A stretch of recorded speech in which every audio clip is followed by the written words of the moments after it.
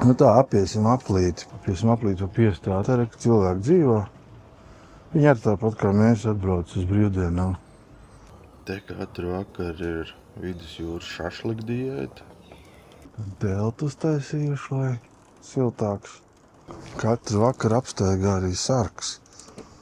Laikam no rītiem arī. Pastās, vai visi piesiec, vai visi turās. Līdz ar to tā laiva te diezgan droši glabāti. Viņi tiek pieskatīti.